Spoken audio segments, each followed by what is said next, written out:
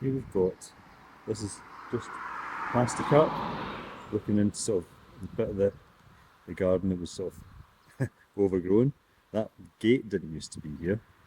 This will just go straight onto the road. You can see the bridge where the cows used to come under, and you can also see where they put the kitchen extension on. And that would be a new bedroom window there. Looks like they've done a bit of work on the wall just under the chimney. That didn't used to be like that. And the big oil tank's gone away as well.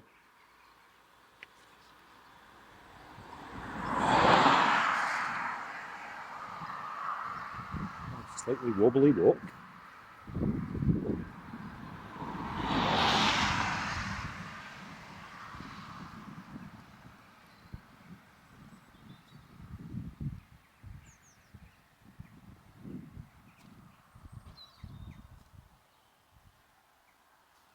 Go round the car.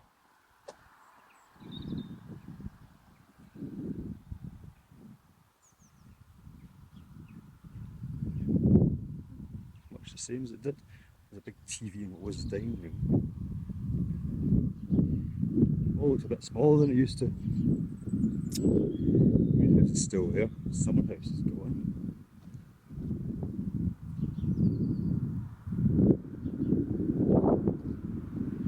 And this is the big gravel and stuff there. Make sure we get hit by anything that's coming in the back of the van. So we're in this bit of the house. So greenhouse. Looks like there's a new window in which was Siobhan's bedroom. Somebody driving out, which could be an issue.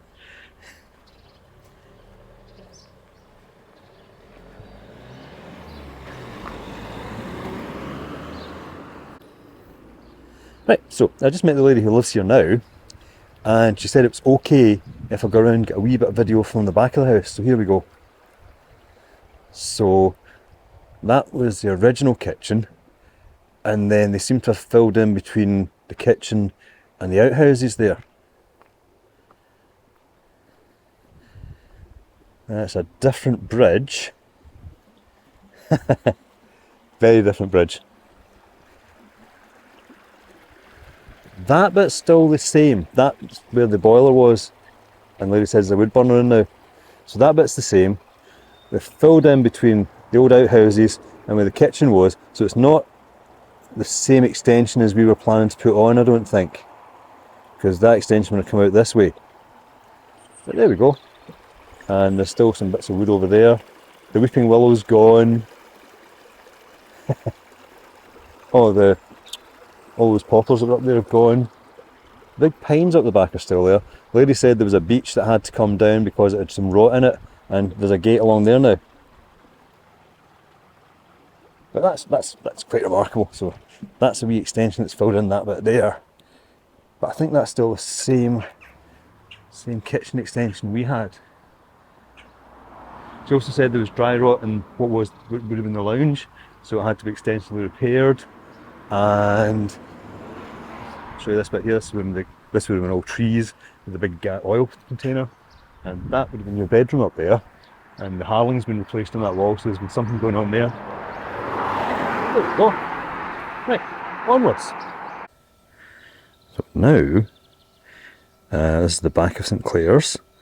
So that would have been your office there, and the corner that's sticking out there would have been Mrs Rorison's room, and then the dinner hall coming towards us, and just in front of me would have been where the games hall was, but it's now a road into a modern estate, and you can see there's two ways into the back of the building here.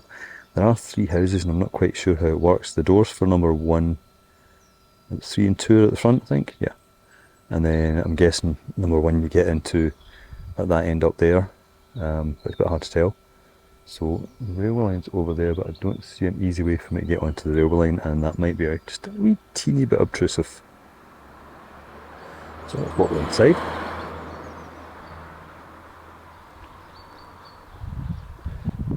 End of the dinner hall.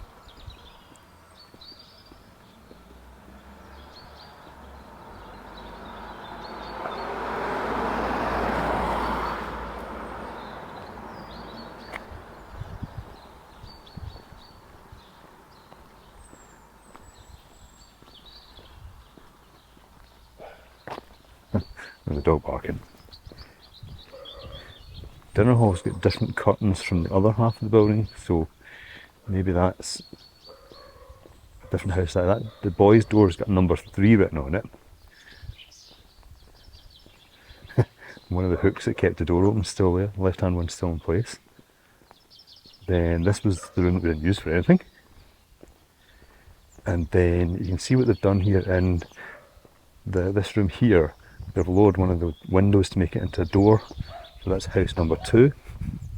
And there's a dog barking at me. And then go around the corner. Ah, right, okay, so that's how you get in the other one. The girls' door's got number 1 beside it, and it's got both of the hooks. So both of the door hooks are still on that one, and you can see where they've scraped into stone. And then that was the wee extension bit that was the staff room.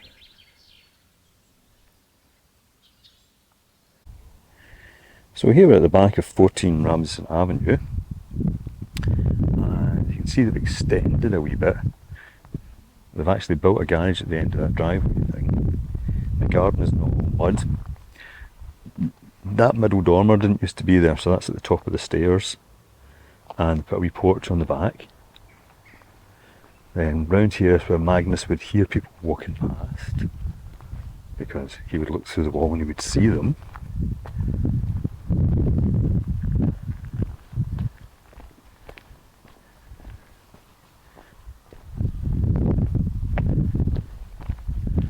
Obviously that beyond there was just fields. Oh, that's amazing. It's that sign there says Telfers. That was the people that bought it from us. So I think that means that the Telfers still stay there. So I was just talking to the bloke across the road there, and yeah, he confirmed it is still Telfers that stay here. So they've been here since 1971, I think. They put a bay window on the lounge on the right hand side there. And the bloke was saying that the storage heaters aren't there anymore. Remember the blue storage heater that was under the stair?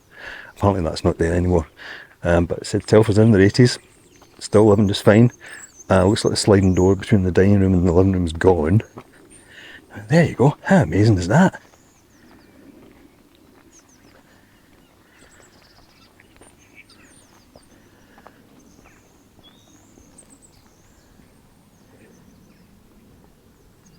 So it's time for Woodley Place.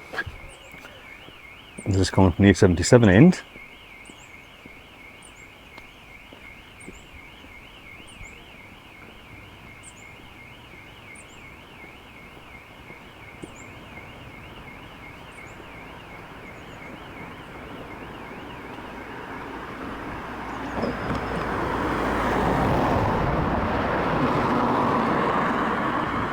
This side of it hasn't really changed very much.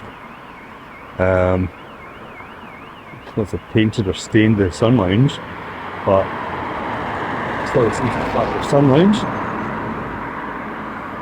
This road has changed. I'll go up there in a wee second. There's a whole housing estate up there, Gengal Lane. Up to a few years ago, there were a lot of trees up here, but then a few years ago they cut them all down. So that's always changed quite a lot, and I think we know who stays there now. That van says the Baby Castle, which is a kids shop in town. So we know who stays there now. Now, the only thing I can see that's changed on the outside is that the porch is not just glazed anymore. It's got a brick wall on it, and where the glass was, like where Kerry went through, is slightly different. I think it must have been Harold in the past at the back. So the porch has changed a wee bit. The actual main bit of the house looks substantially the same as it did 40 years ago.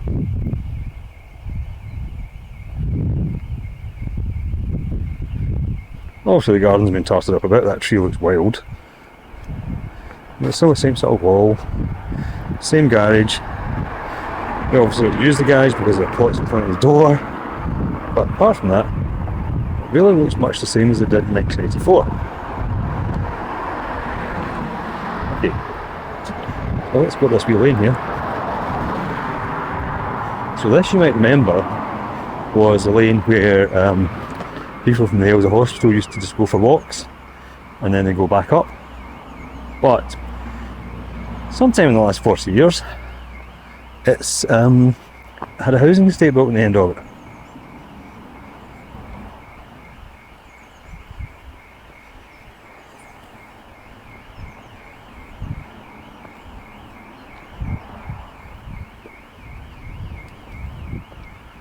So you can see there's some fairly substantial looking real estate being built up here.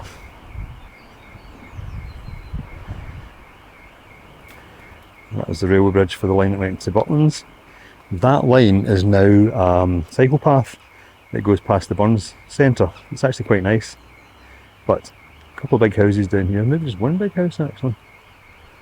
No, I think a couple of big houses and some expensive looking cars. So that's what's happened down here. Let's just go back along the back of the house. So yeah, I'm guessing that fence was probably fallen down back then as well. There's a wee gazebo at the back of the garden. That is a new bedroom. They've got one of those canopy things above the dining room window, which you probably can't see from there. Then see through the hedge. Garden looks substantially the same apart from those big mad trees. Kitchen extension. Looks as if it's been reglazed, yeah. Yeah, the glazing goes all the way to the ground, so it looks like they've taken out some of the wall, put some glazing in it. Other than that, hugely changed. And then we're back to Maple Rose. So this is the back of Craighall Place, which as you can see is now completely different. This is an extension on the back of what was the dining room. This is a 2-floor extension on the side of the living room and the dining room. The gardens, I don't remember the garden being this big. That's a bit up there where Bracken used to do his things. And I'll go back around the front again and you can see the front. The bathroom and camera ran out, but again this is the front of Craighall Place. So extension there, which was before the people that stay here now. That garage was turned into a piano room by the people bought it off you, who we think were called Steel. And then there's a garage and a 2-floor extension on this side. So it's like twice the house it was when you stayed here. I remember to put the dead kitty on after yesterday had wind noise, and I'm not walking too fast, although I have dropped down I've dropped down the picture quality, so the rolling shutter should probably be as bad. The oily spot is gone. Brownie had an oily spot in that corner there, which obviously isn't there now. This one's not really changed very much in the last 30 years. Building looks much the same. I guess the trees are bigger and that's probably about it. But apart from that, it pretty much looks like it did back then. Oh, this is Cumbernauld, by the way, Turnberry Gardens.